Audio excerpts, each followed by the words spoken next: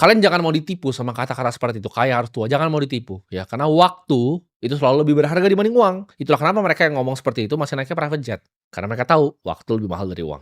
Cara menang di hidup ini, itu yang pertama lo harus benerin tuh yang ada di dalam kepala lo ya, yang gue sebutnya mindset. Ini zaman dulu banyak influencer yang cemooh gue ya, influencer monyet gembel yang tadi bilang, "Oh apa yang penting genset ya kan, keset." Tapi mindset ini yang bisa bikin diri gue itu ada seperti sekarang. Jadi jangan mau diremehin kalau lu pengen belajar tentang mindset. Mereka yang cemooh soal mindset itu bahkan orang tuanya sendiri ya, lihat anaknya seperti pelawak kayak gitu di TikTok tuh malu punya anak seperti itu. Mindset yang pertama yang kalian harus punya yaitu percaya ya. Ini kan gue ngomong konteksnya dalam kaya ya. Lu percaya bahwa diri lu sendiri itu bisa kaya. Tapi ini gue paham banget, bakal banyak yang ngomong ke lu adalah orang yang halu, lu adalah orang yang delusional. Misalnya lu tinggal di desa gitu kan, naik motor. Tapi lu percaya di diri lu, di hati lu yang paling dalam, lu percaya ya, ketika lu lihat muka lu sendiri di kaca, lu percaya bahwa orang ini bisa kaya. Gue itu dari zaman masih miskin ya. Gue dari naik motor, gue dari beli mobil bekas Ford Fiesta, itu gue sudah percaya bahwa Timothy akan jadi seorang triliuner. Gue nggak tahu caranya gimana, gue nggak tahu apapun yang gue harus lakuin.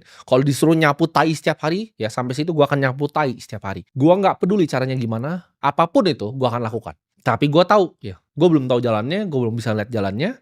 Nggak ada yang ngajarin gue jalannya juga, tapi gue tahu ya, suatu saat sebelum gue masuk ke tanah, sebelum gue dikubur, gue akan jadi triliuner dan gue akan bermanfaat untuk orang banyak. Dan ketika gue nyampe itu, gue berjanji sama Tuhan yang di atas, gue berjanji akan bantuin semua orang bisa jadi kayak gue. Jadi itu yang gue tepati janjinya sekarang. Lu harus percaya dulu ya. Karena kalau lu tidak percaya sama diri lu sendiri, tidak ada yang akan yang percaya sama lu. Ya nggak apa-apa nanti lu dibilang delusional, lu dibilang halu, lu dibilang kebanyakan nonton konten ya, nggak membumi, biarkan semuanya itu. Ya. Employee atau profesional yang penghasilannya dari gaji bulanan yang stabil, angkanya kehitung, plus THR-nya kehitung, plus kalau perform di beberapa company besar kan bisa 5 kali gaji, ya, dapat bonus, 6 kali gaji, gitu loh. Nah ini yang terhitung. Nah dari sini satu-satunya cara employee tambah kaya dengan penghasilan yang sudah terukur adalah tabungan yang terukur. Tabungan yang terukur. Ketika kita bisa ngukur, kok gaji gue per bulan puji Tuhan 8 juta. Gue ternyata pakai uang nih ya, secukupnya itu cuman 5 juta. Berarti gue punya 3 juta. 3 juta per bulan. Per tahun kali 12, 36 juta. Kok THR itu ternyata gue cuman pakai setengah. Dari 8 juta tadi ya, potong setengah misalnya 4 juta. Berarti kalau ditambahin 36 tadi, ini nanti editor bantu kasih angka biar gampang ya. Setahun ada 40 juta. Belum termasuk bonus kalau performnya bagus. Belum termasuk sorry to say kalau ada side hustle di weekend atau yang lain. Kalau mentok seperti tadi aja 40 juta setahun, itu sampai ke 1 miliar butuh 20 tahun ya? Tahun itu baru 800 juta pak. Betul. Cuman ini kita belum hitung selisih 200 jutanya bisa dari side hustle, bisa dari yang lain. Karena kalau kita punya side hustle sebulan 2 juta aja, setahun another 24. Betul, dan setiap tahun kan gaji bisa naik. Betul, ibaratnya kalau earning powersnya naik tadi, ibaratnya naik 2 juta aja, lo kali 20 itu udah 400 juta. Berarti tadi dari yang kita 20 tahun mungkin turun langsung ke belasan sekian tahun. Tapi nangkep dulu ya teman-teman ya. Memang cara hitungnya sesimpel dan sesaklek itu. Bulanan dikali 12 per tahun, ditambahin faktor income lain, itu yang bisa kita hitung berapa lama kita sampai 1 miliar. Kita harus stay di situ. Kita ini mau berkembang, bukan memperbaiki yang seperti itu. Memperbaiki itu perkembangan. Memperbaiki keadaan itu pertumbuhan, itu perkembangan, itu growth. Jadi growth itu jangan dipikir cuma dari manajer ya, di senior manager, jadi general manager, bukan. Itu growth, tapi growth itu juga adalah punya kualitas interaksi yang lebih baik dengan atasan. Membuat satu kebiasaan baru sehingga meeting gak lebih dari 1 jam. Ketika anakku membesar, itu goalnya berubah semua.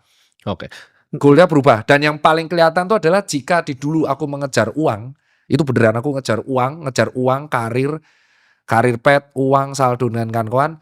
Yang ku kejar sekarang adalah legacy. Itu agak berbeda ya. Nah, legacy di sini maksudku adalah aku merasa kalau aku mati, kayak sometimes atau suatu saat nanti aku akan mati, terus uang itu akan ya udah that's it. Anakku akan dapat warisan, anakku akan selesai, kelar. Dia nggak akan mengenang aku sebagai yang menelurkan apalah, ya udah. Ya. Jadi aku merasa harus ada legacy biar dia itu ketika dia nanti gede dia tahu aku siapa. Nah itu yang ku lakuin sekarang. Oh bapaknya itu ternyata membuat usaha. Oh bapaknya itu tetap kuliah lagi. Bapaknya akhirnya membuat health. Jadi dia tuh nanti akan struggle. Yang ku takutin kalau dia itu hanya dapat uang besar banyak banget, dia akan menjadi sosok yang sangat tidak mau untuk berusaha keras karena dia udah tahu dapat warisan gede kan.